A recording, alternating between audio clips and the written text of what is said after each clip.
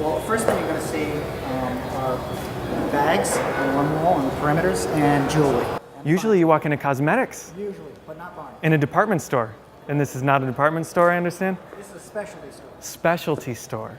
All right, what are we going to see past jewelry? As we do get past jewelry, we'll come into the center staircase area, which is cosmetics. All right. And Down here, some artisan work I see. yes, we have art integrated into the fixtures, and this is art that's inspired in part by our environment, where we are in the desert, and done by one of our decorative artists, John Paul Philippe. All right, let's see a little mid-century modern influence here. All right. So what's going on over on this side? That begins our designer ready-to-wear. It starts off kind of anchors with Lam Van, one of our biggest designer vendors. All right. And wraps around behind cosmetics here and into shoes. Okay. All right, so we're walking into shoes underneath this grand staircase. Yes. This is a signature in Barney's, correct? It is. It's one of the earmarks that we, again, try to differentiate ourselves with the other retailers. We always want to have, instead of a big escalator or elevators in the forefront, a staircase. And this is an artistic kind of installation. Many of them are residential, and this evokes a little bit of Arizona as well. These are traditionally white staircases, no? Sort of like smooth, sweeping white, and is that correct? That's a good point. This is more sculptural. As some of our other locations, it's more residential. Okay, So they're different in each location. gotcha. Why the big sheets of metal? Again, more like a sculpture as opposed Okay. to...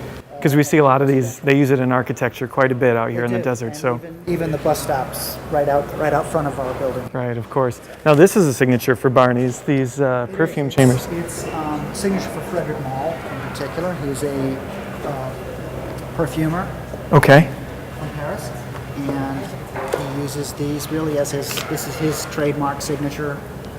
These are smelling cabines. so you stick your head in, and then what?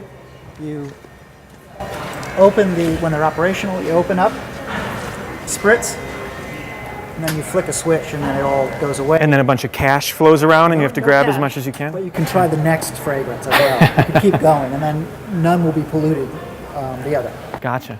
Okay. Well, let's head up the stairs. Do all Barney's have this sort of cracked stone floor? No, this is... But we always have mosaic in some form or another. Okay. And instead of the small typical mosaic tiles, we use this kind of cracked interpretation here. Gotcha. And it looks like maybe some sandstone influences in the tile over there. That's a local product that surrounds our entrances. And you have 3 entrances. We do. Okay. And one goes directly to Fred's. So that's Correct. You can take an express elevator right to Fred's. okay. When the store, kind of off hours, when the store is closed, or if there are special events, or you're having a special party, you can reserve it and go right up to Fred's. Right. Now this is the co-op department. Explain co-op. Co-op is sort of the entry into Barney's. Price points are slightly lower, but the real concept is that it's more casual. It's more urban. It's more streetwear. There's a big denim piece. And also kind of emerging designers before they're real designers. Small artisan companies, denim, those are the key elements. Right, right. Now, are you going out to find some of these design elements that I see? The furniture and over here, was this from a hospital? What's the deal? It's a medical lamp. Okay. We find pieces. The whole nature of our fixturing is very eclectic. We mix different periods and different materials. This is an example. It's a great piece. Where'd you find this? eBay? I forget. No, you know what? All kidding aside, we use eBay as one of our sources. So You really do? Yeah, there are websites that are specifically for mid-century furniture, different things. Right. Now, I might be biased because I'm going to spend some time in the men's dressing room, Okay. but this feels like a wood shop to me. Is that kind of the idea a little bit? Like a sort of modern wood shop or something? Not necessarily, but it's the wood itself is a recycled product. It's called Paralam. It's an industrial product, so it does evoke kind of that more kind of rough and ready wood shoppy kind of a feel. Gotcha. And you know, again, when we get all settled in and we have all the decorative elements in place, these will feel very casual, very fun. Okay. So a little bit different feeling than the luxury part of our store. Right, right. Nuanced, not as serious. And the walls in the women's dressing room up here, cork, I think I saw? The men's actually are cork, Okay. a little more masculine. And then the women's designer are usually a grass cloth or a silk kind of, more of a luxury kind of a feeling. Like when we were in Personal Shopper, that's the feeling of also the women's. Gotcha. What else is up here? It's men's and women's co-op, which takes about 40% of the floor here. Okay. There's a Chelsea piece, which is our home furnishings area, and that'll consist of mostly decorative glass, other decorative elements, a few lamps, cartel furniture, Okay. Jonathan Adler, different things for the home. We're all going to hit our heads on these things. That is very good. This is pretty smart what's going on up in the ceiling here. This is a ceiling-based fixture system, and it can, obviously it's extremely mobile. Right. You can configure it in a million different ways. We'll end up hanging mannequins. I was just going to say, I've seen mannequins hanging in New York. Yeah, So some of them are all, you can see, I don't know if they're all fitted, but they're all fitted with these little pieces on their head. That's funny. Plug them in. What's your favorite part of the store? Favorite part of the store?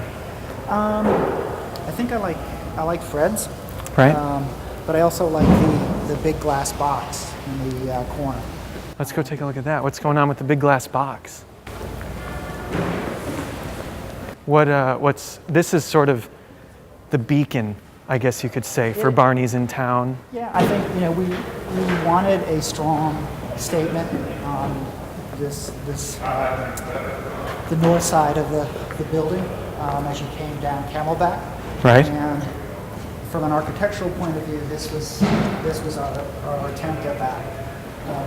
And it's not unlike some things we've done in other locations as well, such as Dallas. Right.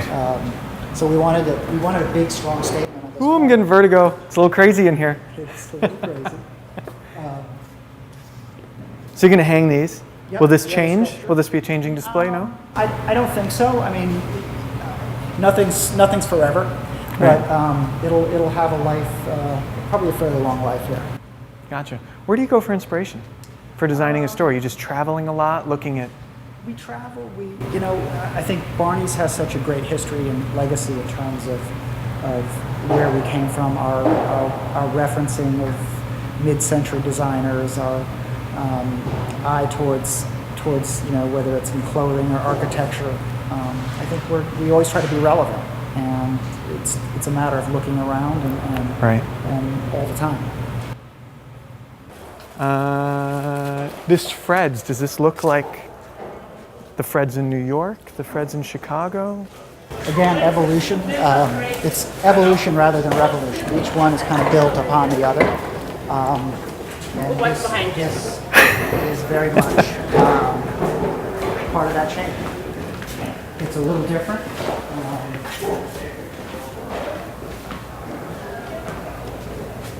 Well, it's a very sexy space. Good, good. Yeah. Glad you had that response. Great bar area.